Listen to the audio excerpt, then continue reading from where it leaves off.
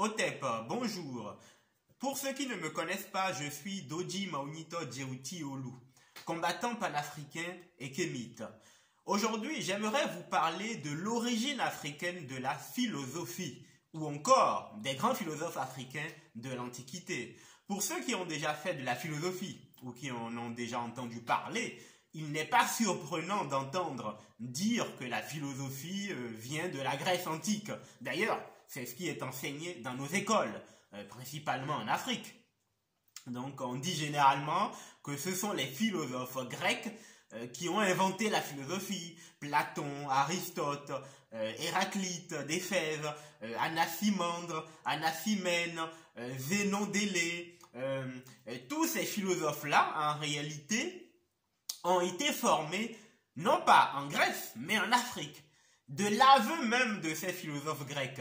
Donc, lorsque on lit attentivement les Grecs anciens, on comprend aisément que la philosophie n'est pas une science grecque, n'est pas une science occidentale, mais une science typiquement et absolument africaine. Donc, c'est en Afrique qu'est née la réflexion en tant que telle, la réflexion philosophique, la réflexion scientifique. Il ne faut pas oublier que l'être humain vit en Afrique depuis 300 000 ans, 315 000 ans. Il y a eu des fouilles qui ont été faites au niveau d'Irhoud dans la vallée du Maroc. Donc, on a retrouvé effectivement des traces d'Homo sapiens sur ce continent-là à cette époque. Richard Leakey, par exemple, a également fait des recherches dans la vallée de l'Omo en Éthiopie. On a des recherches qui ont prouvé que l'être humain, l'Homo sapiens vivait déjà en Afrique il y a 200 000 ans, 195 000 ans.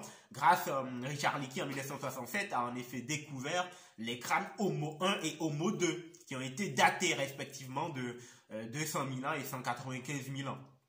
Donc l'être humain moderne vivait donc en Afrique depuis des millénaires. Il a donc mis en place ce qu'on appelle la réflexion. L'intelligence s'est exprimée donc très tard, s'est exprimée très tôt dans l'histoire de l'humanité. On a par exemple avec les pierres de Blombos, au niveau de Blombos en Afrique du Sud, en Azanie, le vrai nom de l'Afrique du Sud c'est l'Azanie, le nom autochtone. Donc on a retrouvé en Afrique du Sud par exemple des triangles, des tracés triangulaires qui datent de 100 000 ans, 80 000 à 100 000 ans. Donc nous sommes ici à Blombos. Donc le système de triangulation qui nous sert aujourd'hui par exemple dans le système du GPS. Donc le système de la triangulation n'a donc pas été inventé par les Grecs, par Thalès ou par Pythagore. Ce sont des inventions typiquement africaines. Quand vous allez par exemple à Lebombo, en Afrique, à Lebombo, entre l'Afrique du Sud et le Swaziland, vous avez par exemple, on a retrouvé ce qu'on appelle l'os de Lebombo, sur lequel vous avez la première mention du chiffre 1 dans l'histoire de l'humanité, donc qui date de 44 000 ans. Donc l'os de Lebombo. Et le plus extraordinaire, c'est l'os d'Ishango, bien évidemment, qui représente aujourd'hui le symbole de la science en Belgique. Donc sur l'os de Lebombo qui date de 25 000 ans, donc qui a été retrouvé par des archéologues belges, vous avez non seulement des nombres premiers, mais également les 4 opérations arithmétiques pour la première fois dans l'histoire de l'humanité. Donc vous avez la multiplication, la division, l'addition, la soustraction. Vous avez les nombres premiers inscrits dans le bon ordre entre 10 et 20. Vous avez 11, 13, 17 et 19. Donc voilà, ce qui montre en réalité que la réflexion, ce qu'on appelle aujourd'hui la réflexion philosophique, ce que les Grecs vont appeler la réflexion philosophique, existait déjà en Afrique bien avant même l'Égypte ancienne. Donc l'idée même du triangle, Platon par exemple va nous parler du triangle dans ses théories. Mais l'idée du triangle, comme on le voit, date de 100 000 ans. Donc les Africains savaient déjà tracer des triangles. Ils connaissaient la notion du triangle il y a 100 000 ans. Donc il y avait également la notion des nombres là, qui était connue. Donc avec le principe des nombres, l'idée de nombre était déjà connue. Donc depuis la préhistoire, ce qu'on appelle la préhistoire en réalité, mais qui n'est pas en réalité, l'histoire avait déjà commencé, on peut le dire, on peut le dire. Donc on a donc le chiffre 1, le chiffre 2, donc à Ishango par exemple, on a le chiffre 8 par exemple également à Ishango, puisqu'on a des multiplications, des divisions, des additions et des soustractions. Lorsque vous allez au niveau de la place de la monnaie en Belgique, vous avez une réplique de l'os d'Ishango, une réplique de 7 mètres de haut. De 7 mètres de haut. Donc c'est cette science d'Afrique des Grands Lacs, donc d'Afrique des Grands Lacs, donc du Cap de Bonne-Espérance jusqu'au Congo, c'est cette science en réalité qui va se développer dans la vallée du Nil, puisque en réalité certains Africains qui vivaient dans la région des Grands Lacs vont migrer vers la vallée du Nil, autrement dit vers l'actuel Soudan et l'actuelle Égypte. Ils vont donc fonder ce que nous appelons aujourd'hui la civilisation égypto-nubienne. La civilisation égypto-nubienne. Donc c'est une migration qui va se faire progressivement, parce que les plus anciennes traces de civilisation dans la vallée du Nil datent de 15 000 ans tout au moins. Date de 15 000 ans tout au moins, parce que les recherches montrent qu'on a des éléments de civilisation qui vont au-delà même de 100 000 ans, voire 200 000 ans. Et donc ils vont donc fonder la civilisation qu'on appelle la civilisation de Tasseti, autrement dit la terre de l'arc, puisque les anciens Soudanais, les anciens Nubiens étaient de grands archers, les meilleurs d'ailleurs de la planète. Ils vont donc fonder Tasseti et Tameri. Tameri, donc, c'est la terre bien-aimée, comme il est fait au Nigeria actuel. Donc, on est donc passé de Taneter, autrement dit la terre de Dieu, donc la région des Grands Lacs, l'origine même des anciens Égyptiens, à Tasseti, donc la terre de l'arc, le Soudan actuel, donc, pour ensuite en arriver à Tameri, la terre bien-aimée. C'est au cœur de cette civilisation égypto-nubienne donc que les sciences vont se développer, les sciences qui sont déjà apparues, donc dont on retrouve déjà les traces, donc en Afrique préhistorique, on va dire, en Afrique préhistorique pour utiliser les termes actuels. Donc la médecine va se développer, l'architecture, la menuiserie, la philosophie, la biologie, la chimie, mais toutes ces sciences ne constituaient qu'une seule science en réalité, parce que nos ancêtres considéraient que la science en fait est interdisciplinaire. La science doit être interdisciplinaire. Il faut donc une certaine polyvalence lorsqu'on s'initie à la science. C'est ce qu'ils appelaient le Reknecher, la connaissance totale. La connaissance totale. Ce que nous les Grecs vont donc appeler la philosophie n'est donc que la science est donc le Reknecher en fait. Ce que les Grecs vont appeler la philosophie n'est pas autre chose que le Reknecher, que la connaissance totale. Dans la philosophie, vous trouverez donc dans les mathématiques, la biologie, la chimie, la physique, la littérature, parce qu'il ne faut pas oublier que même la littérature est née en Égypte antique, la littérature avec le roman de Sinoué. Donc, la philosophie est donc une invention africaine. Et lorsqu'on se base sur les textes grecs, il est dit ceci par exemple, il est dit ceci. Je vais donner plusieurs références.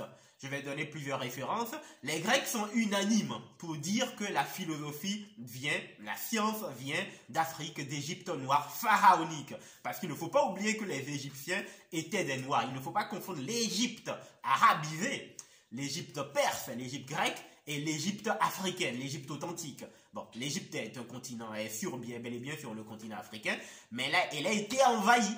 Elle a été envahie à de très nombreuses reprises. Elle a été envahie, bon, je n'ai pas le temps de parler des envahisseurs de l'Égypte depuis les Kakarsoutes, les Hyksos jusqu'aux Arabes, en passant par les Perses et les Assyriens. Donc, les envahisseurs ont été nombreux.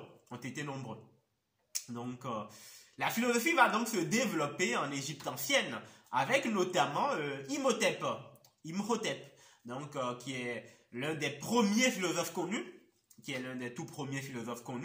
donc Donc Imhotep est le père en fait de l'architecture et de la médecine moderne. Ce n'est donc pas Hippocrate. Ce n'est donc pas Hippocrate. Donc Imhotep, donc dont le nom signifie celui qui vient en paix, dont le nom signifie celui qui vient en paix, donc est le père donc de nombreux documents de médecine, donc dont je parlerai tout à l'heure. Donc revenons donc au texte grec qui confirme l'origine africaine de la philosophie. Revenons donc au texte grec qui confirme l'origine africaine de la philosophie. Dans son traité d'Isis et d'Osiris, Plutarque nous dit ceci. Donc c'est un historien, un auteur grec. Donc il nous dit ceci. C'est pense-t-on, pour l'avoir appris des Égyptiens, qu'Homère et Thalès posaient l'eau comme le principe premier et l'origine de toute chose. C'est pense-t-on, je répète, c'est pense-t-on, pour l'avoir appris des Égyptiens, qu'Homère et Thalès posaient l'eau comme le principe premier et l'origine de toute chose. Il poursuit. Thalès, à ce qu'on prétend, et Hippocrate de Chios, le mathématicien, ont fait du commerce. Et Platon vendit de l'huile pour couvrir ses frais de voyage en Égypte. On a donc la certitude ici que Platon a vendu de l'huile pour financer ses enseignements, son voyage en Égypte. Diogène Laès, que dit-il? Il dit Thalès n'eut point de maître, excepté le fait que lors de son séjour en Égypte, il vécut auprès des prêtres. Je répète, Thalès n'eut point de maître. Donc, je répète, excepté le fait que lors de son séjour en Égypte, il vécut auprès des prêtres. Donc, d'après Diogène, donc, Thalès n'a pas eu d'autres maîtres que ses maîtres africains, tout simplement, Que nous dit Hérodote dans Enquête? Il dit, c'est à mon avis, en Égypte, qu'est née la géométrie, et c'est de là qu'elle vint en Grèce. Hérodote, je répète, c'est à mon avis, en Égypte, qu'est née la géométrie, et c'est de là qu'elle vint en Grèce. Aristote, que disait Aristote dans son ouvrage dans son ouvrage sur la métaphysique? Il disait ceci. Aussi, l'Égypte a-t-elle été le berceau des arts mathématiques? Aussi, l'Égypte a-t-elle été le berceau des arts mathématiques? Que disait Proclus dans ses commentaires sur les premiers éléments d'Euclide? Proclus disait ceci. De même, est-ce chez les Égyptiens que fut inventée la géométrie? Thalès fut le premier grec à rapporter d'Égypte cette matière à spéculation. Je répète. De même, est-ce chez les Égyptiens que fut inventée la géométrie? Thalès fut le premier grec à rapporter d'Égypte cette matière à spéculation. Autrement dit, d'après Proclus, la pensée, la science égyptienne, la science africaine n'était pas que empirique, n'était pas une science basée simplement sur l'expérience. C'était une science basée sur la réflexion. Cette réflexion dont on trouve déjà les traces à Blombos, à Lebombo ou encore à Ishango. Que nous disait par exemple Platon, dont on dit qu'il est le maître d'Aristote. Platon lui-même a eu des maîtres africains. Donc que dit-il par exemple dans son ouvrage sur la République? Il dit, Platon, je répète que c'est Platon, il dit Thalès, fils d'Examias de Milet, phénicien selon Hérodote. Donc, autrement dit, Thalès n'est pas considéré ici comme grec, mais comme phénicien. La Phénicie, c'est l'actuel Liban, Syrie, l'actuelle Palestine et Israël. Donc, et la Jordanie. Donc la Phénicie, c'était principalement des Noirs et des Métis qui y vivaient. Donc c'était une civilisation à l'origine noire de toute façon, la Phénicie. Donc Platon dit donc, Thalès, fils d'Examias de Milet, phénicien selon Hérodote, il porta le premier le nom de sage. Il comprit que l'éclipse du soleil provient de ce que la lune lui fait écran. Il fut le premier grec à découvrir la grande ours, les solstices, la nature et la taille du soleil. L'eau est le principe des éléments. Il reçut en Égypte l'éducation des prêtres. On voit donc que selon Platon, le fait que Thalès puisse dire que l'eau est le principe des éléments, puisque c'est ce que nous enseignons à nos enfants dans les écoles, que Thalès a dit que le principe premier c'est l'eau. Donc Héraclite dira que c'est le feu, Anaximène dira que c'est l'air, Anaximandre dira que c'est l'infini. Donc toute cette philosophie-là, en réalité, viennent d'Égypte. Donc en réalité, on en parlera plus tard. Ici, il s'agit principalement de la cosmologie, de la philosophie d'Iounu. Donc, autrement dit, d'Héliopolis, selon les Grecs. On a donc tous ces textes philosophiques de nos ancêtres qui nous sont parvenus. Donc, quand Pédocle dise que le principe premier c'est eau plus feu plus terre plus air, ou Héraclite le feu tout simplement, ou Zénon la terre, tous ces éléments-là viennent tout simplement, ont été appris en Afrique, plus principalement en Égypte noire. Donc Hérodote nous dit que les Égyptiens avaient la peau noire et les cheveux crépus, Otikai, Mélancroès, Eisikai ou l'Otrikès. Donc il le dit clairement. Aristote va dire à Gan-Mélanès, les Égyptiens sont excessivement noirs. Donc on parle. Donc la philosophie, sans aucun doute, est donc née dans la Grèce, non pas dans la Grèce antique, mais dans l'Afrique antique. Et c'est ce que va confirmer également Jamblique, donc dans Vie de Pythagore. Qu'est-ce qu'il dit? Il dit Pythagore a acquis des Égyptiens la science pour laquelle on le considère en général comme savant. Pythagore a acquis des Égyptiens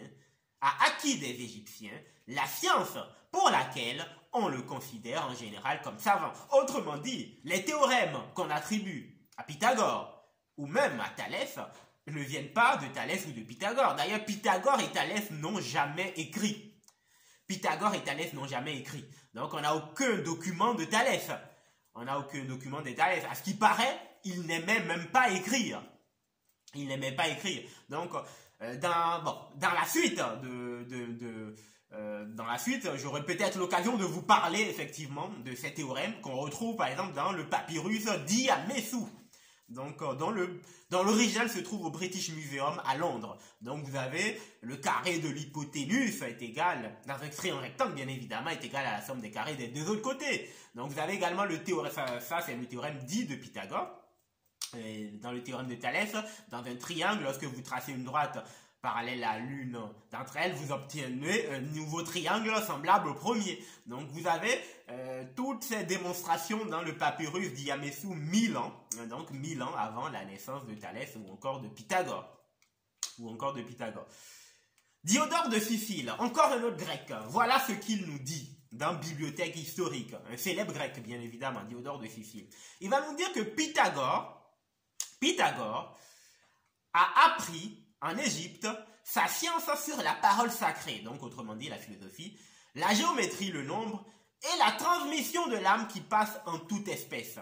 Donc Pythagore a appris des Égyptiens sa science sur la parole sacrée, la géométrie, le nombre et la transmission de l'âme qui passe en toute espèce. Donc l'idée même de la réincarnation, l'idée de l'immortalité de l'âme qu'on retrouve, qui est très présente chez Platon, donc, est une idée qui vient effectivement du continent africain, de la philosophie des anciens Égyptiens, notamment les Soudanais, tels que Ptahhotep, Khagemni, Ani, Amenemopé. Donc, on en parlera peut-être plus tard.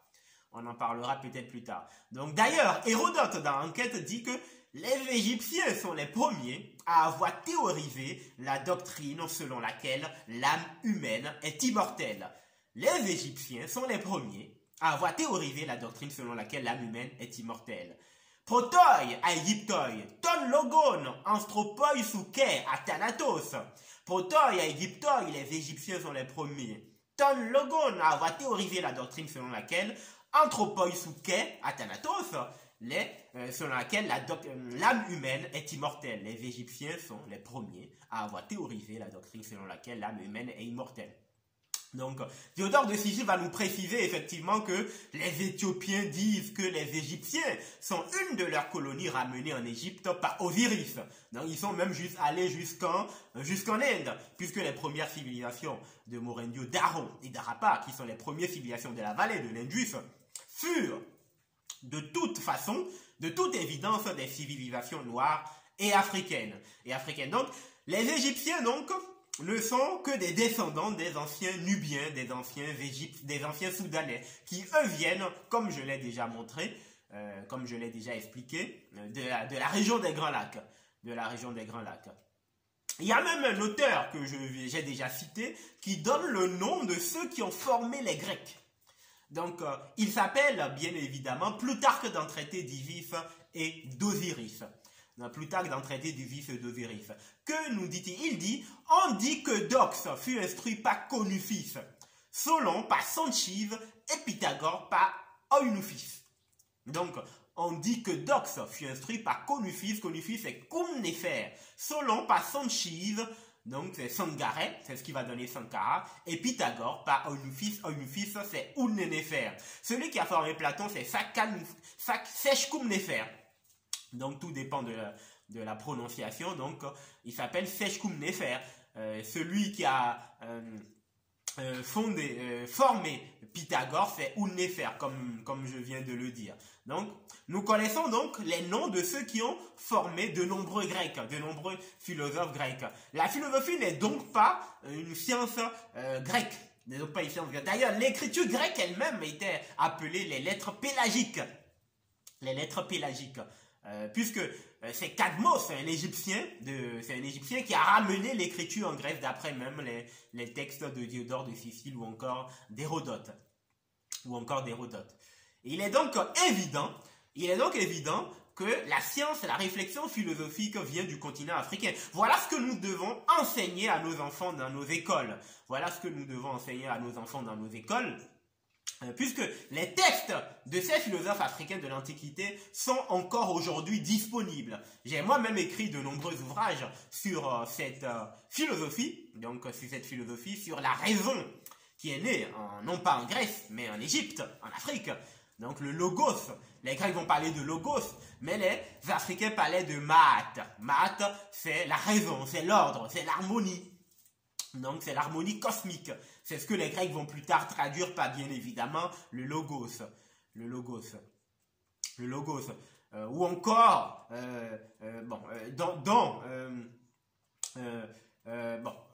dans le contraire est le chaos. Donc on a l'ordre, donc le cosmos. Dans le cosmos, vous avez le logos en fait, en réalité. Puisque c'est le logos qui met de l'ordre dans l'univers. Donc c'est la raison qui met de l'ordre dans l'univers.